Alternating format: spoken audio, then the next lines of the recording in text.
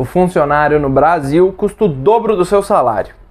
Você já deve ter ouvido esta frase e muito provavelmente não entende o porquê dela. Então se ligue e vem comigo.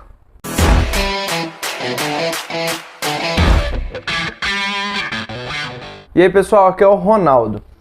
E vamos conversar um pouco nesse vídeo hoje sobre os encargos trabalhistas que incidem sobre o salário, sobre a folha de pagamento dos seus funcionários e por que isso leva a essa famosa frase que eu disse no início do vídeo e que muitas vezes as pessoas só repetem ela sem entender o que significa ela na prática no mundo real.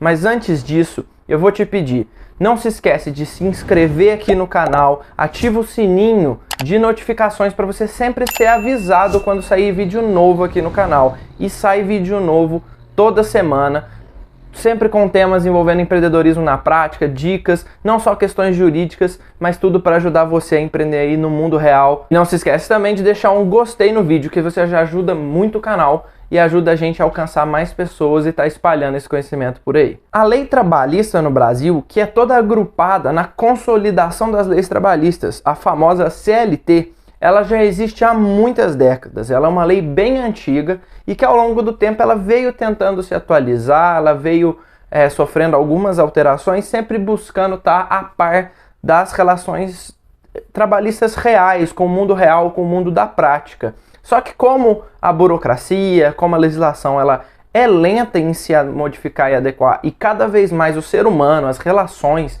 tá tudo cada vez mais rápido, ela nem sempre consegue se manter a par, se manter atendendo às necessidades reais daquele momento. E isso acontece porque as pessoas, as empresas mudam.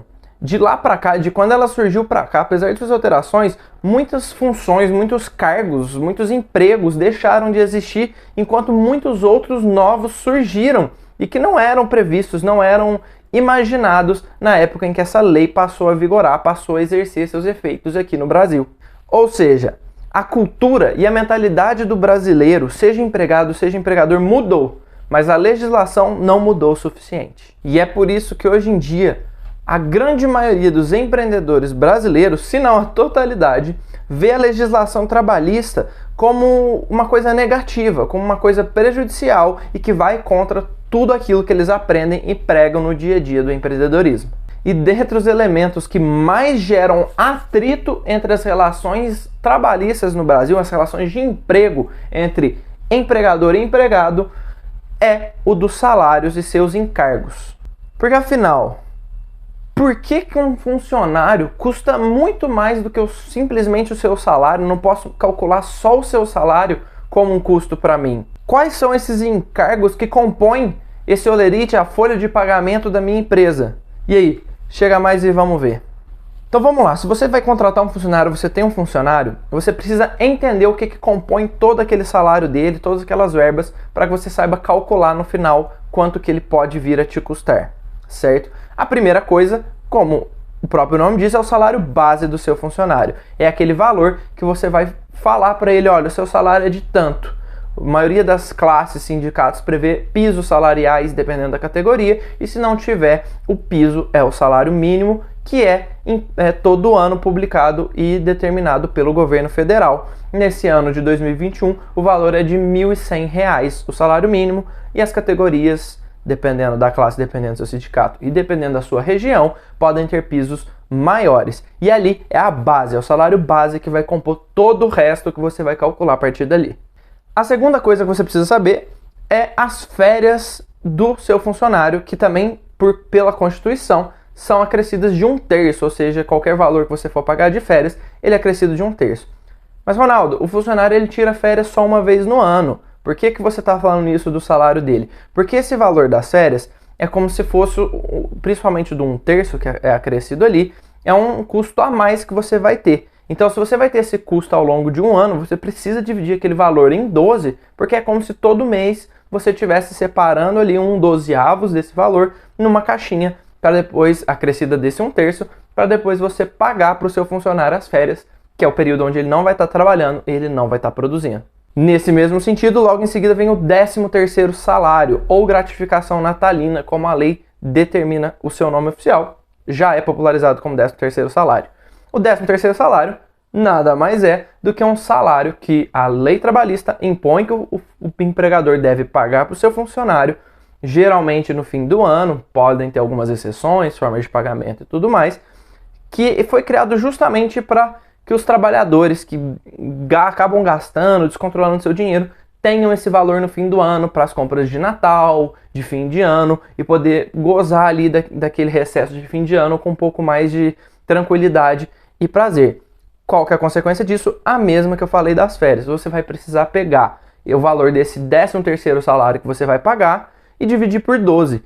E é como se todo mês você estivesse separando esse pedacinho ali para pagar para o seu funcionário, porque afinal um ano tem 12 meses e você está pagando 13 salários. Então é a mesma coisa como se esse salário estivesse distribuído entre os 12 meses e você estivesse pagando um pouco a mais. Você também tem que ficar atento aos adicionais de insalubridade e periculosidade. O que são isso? São adicionais que vão incidir sobre o salário do seu funcionário, dependendo se ele estiver exposto, no caso da insalubridade, a alguns elementos que no longo prazo podem ser prejudiciais à saúde dele, como por exemplo, agentes químicos, ruído muito alto, muito calor, muito frio, diversos outros, e que geram um adicional de 20%, 30% ou 40% sobre o salário mínimo. Então independe do salário do seu funcionário, a insalubridade é calculada sobre o salário mínimo.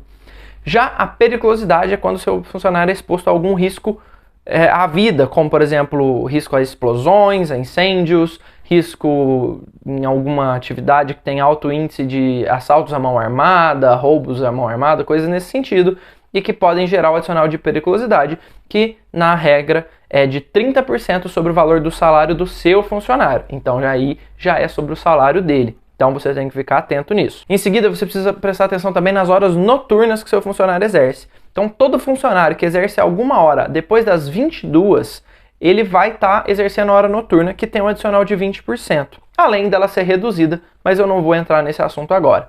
Então, se seu funcionário exerce algum turno que passa das 22, mesmo que ele comece após as 22, ele vai estar em horas noturnas. Então, todas aquelas horas de atividade que ele tiver nesse horário vão ter um adicional de 20%.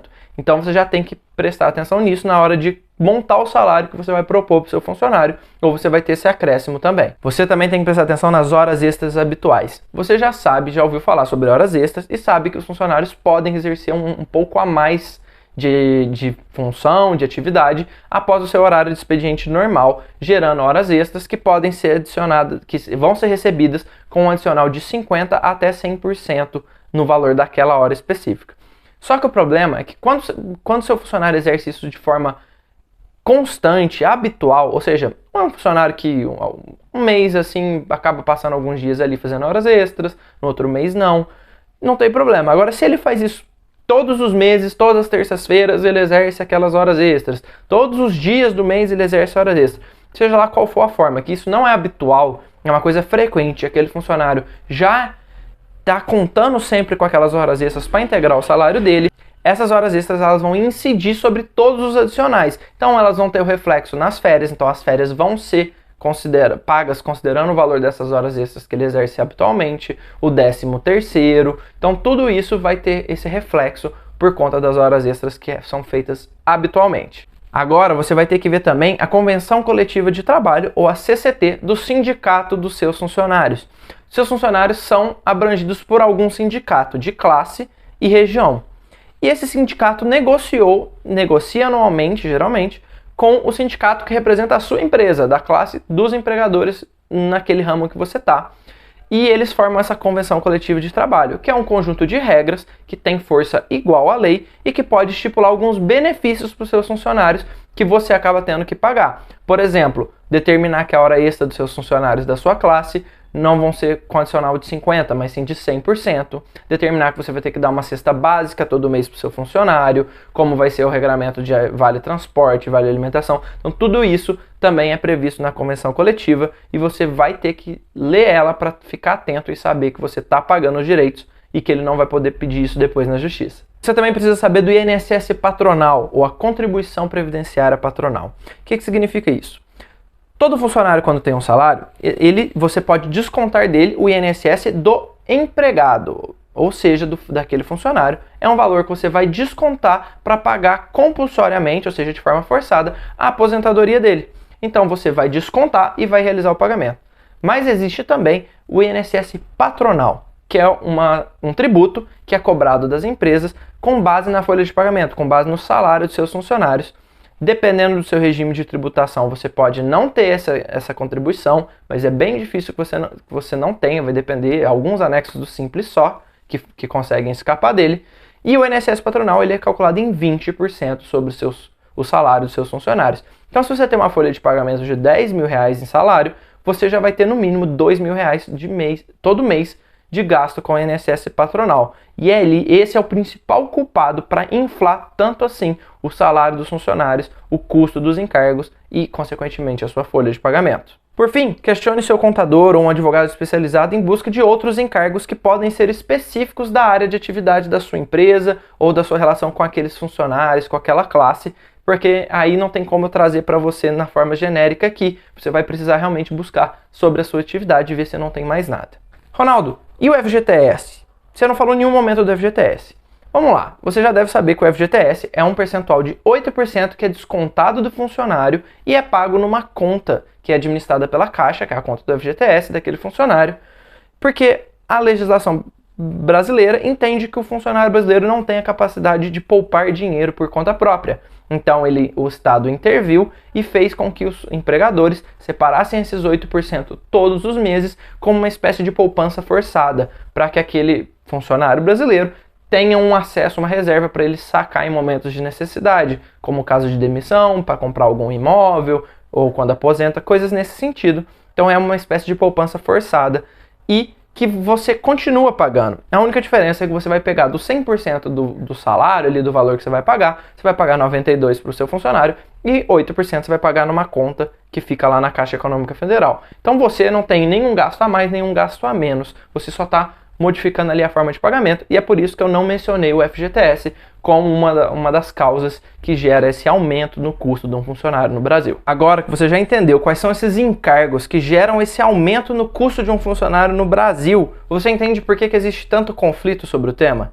É por conta disso que se você quer contratar um funcionário, que o salário dele vai ser de, digamos, R$2.000, você tem que reservar nos seus custos mensais um valor de R$3.000 a R$4.000, dependendo da atividade da sua empresa, da função daquele funcionário, e é isso que acaba gerando esse encarecimento na sua folha de pagamento. Agora, imagina só, muitas pessoas propõem que se você imaginasse que você pegasse esses valores desses encargos, esse custo a mais, e dividisse entre as partes de alguma forma, ou seja, o empregador poderia economizar nesses custos e o funcionário poderia ter aumentos de 20% a 30% do salário dele, isso em todo o Brasil, fazendo com que não só o dinheiro estivesse mais na mão do povo, como ele circulasse melhor no mercado e parasse com esses altos custos que não são repassados para os nossos funcionários. Mas não adianta chorar.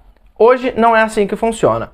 Hoje a gente tem que seguir as regras do jogo, e as regras do jogo são claras, elas determinam esses encargos e a gente tem que obedecer, a gente tem que ter consciência deles para poder fazer tudo com maior segurança, tudo evitando custos a mais, processos judiciais e ainda seguir, ainda que tentemos lutar por alguma mudança, alguma nova legislação, enquanto não mudar. Essa é a regra do jogo. Agora, por fim, eu vou te dar uma última dica, uma dica bônus aqui no finzinho do vídeo. Você tem sempre que saber que o salário dos seus funcionários, os direitos trabalhistas, na verdade, são indisponíveis no Brasil. Ou seja, o seu funcionário não pode abrir mão deles. Por mais que ele queira, às vezes, não precisa me pagar tal adicional para você poder me contratar, não adianta. Você não pode concordar com isso, porque mesmo que concorde, ele vai poder te processar e receber isso depois. Então eles são indisponíveis e do mesmo jeito você também não pode tirá-los depois de concedidos. Então se você der um aumento de salário, alguma coisa assim, você não pode depois voltar atrás. Exceto se aquele adicional é vinculado a algo. Então, se o funcionário ele é do turno noturno, recebe adicional noturno e passa para o turno diurno, obviamente há essa redução, porque ele não tem o adicional. Por isso que é chamado de adicional, ele não é o salário. A mesma coisa em insalubridade, se ele deixa de estar exposto àquele elemento, periculosidade. Então, salvo esses casos, você não vai poder reduzir ou tirar os direitos do seu funcionário, os direitos trabalhistas, no caso. E por fim, se você gostou desse vídeo e você está pronto para responder e conversar com alguém com propriedade na próxima vez que você ouvir a frase de que um funcionário custa o dobro do seu salário no Brasil, você vai me fazer um favor, não se esquece de se inscrever aqui no canal, ativa o sininho das notificações, porque você vai ser lembrado toda semana, toda terça para ser mais exato, quando tiverem vídeos novos, sempre falando sobre empreendedorismo na prática, questões jurídicas, questões de gestão, questões administrativas, tudo isso para a gente ampliar e melhorar o empreendedorismo no Brasil com mais segurança e mais tranquilidade. E por fim, também deixa o gostei no vídeo que você ajuda bastante o canal e ajuda o nosso vídeo a chegar para mais pessoas. Muito obrigado e até o próximo vídeo!